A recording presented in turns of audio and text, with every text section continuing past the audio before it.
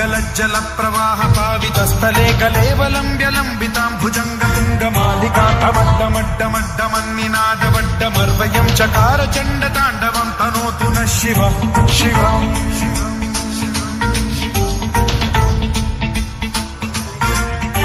जटाकटाह सम्भ्रम भ्रमन्निलिम्ब निर्झरी विलोल वीचि वल्लरी विराजमान मूर्धनि धगद्धगद्धगज्ज्वलल्ललाट पट्टपावके किशोर चन्द्रशेखरे रचिः प्रतिक्षणम् मम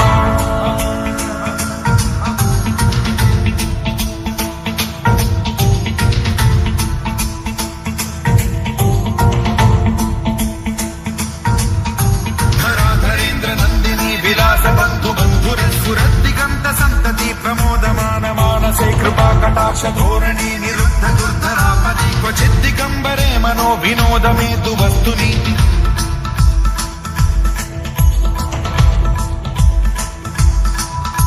जटाभुजङ्ग पिङ्गल स्फुरत् प्रणामणि प्रभा कदम्ब कुङ्कुमद्रव प्रलिप्त दिग्वधूमुखे मदान्ध सिन्धुर स्फुरत्वगुत्तरीय मेधुरे मनो विनोदमद्भुतं बिभर्तु भूत भर्तरि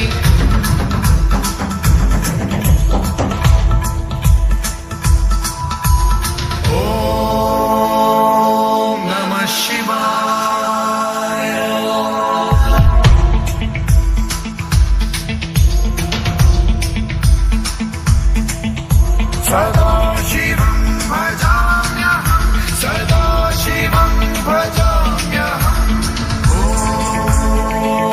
ॐ नमः शिवाय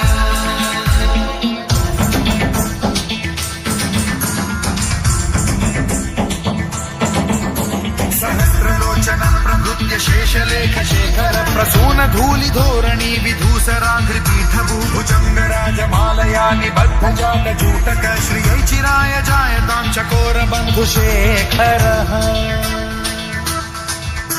ललाट चत्वरज्ज्वल धनञ्जय स्फुलिङ्गभालिपीत पञ्चसायकं नमन्निलिम्पनायकं सुधामयूखलेखया विराजमान शेखरं महाकपालि सम्पदे शिरोजकालमास्तु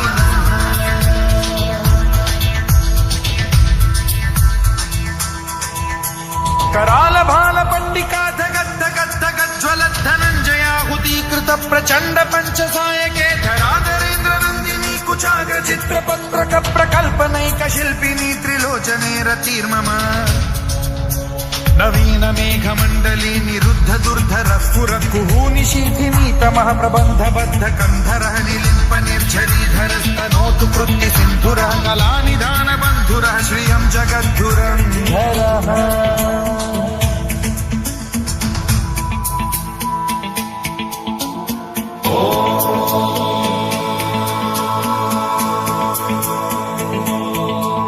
प्रफुल्ल नील पंकज प्रपंच कालिम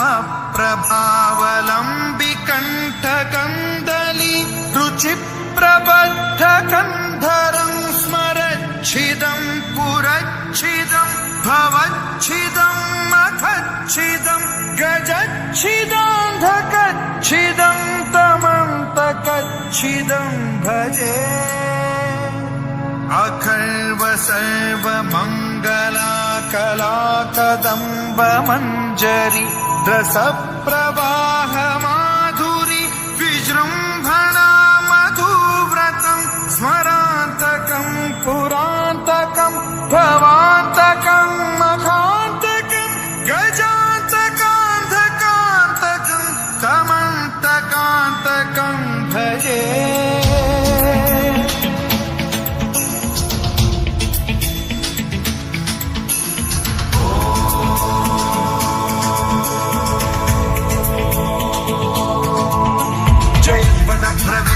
भ्रमद्विनिर्गमत्क्रमस्फुरत् कराल भाल हव्यवाद्धिमिद्धिमिद्धिमिध्वलन् मृदङ्ग तुङ्ग मङ्गलध्वनिक्रम प्रवर्तित प्रचण्ड ताण्डवः शिवा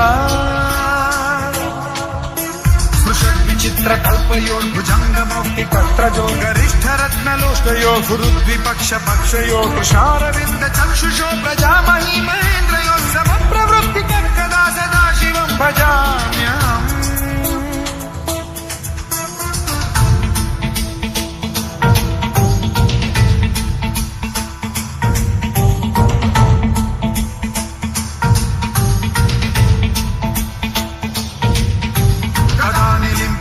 శ్రీహరి నికుంజ కోటరే వసన్ విముక్త దుర్మతి సదా శిరస్థమంజలిం వహన్ విముక్తలోలలోచనో లలామ భాల లగ్న శివేతి మంత్రముచ్చరన్ కదా సుఖీ భవామ్యహం.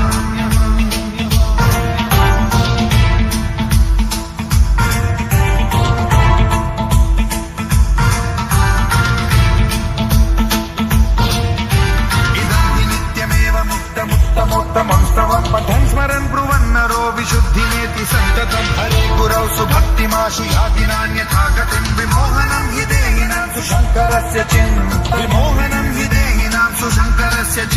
विमोहनं हि देहिनां सुशङ्करस्य चिन्तनम्.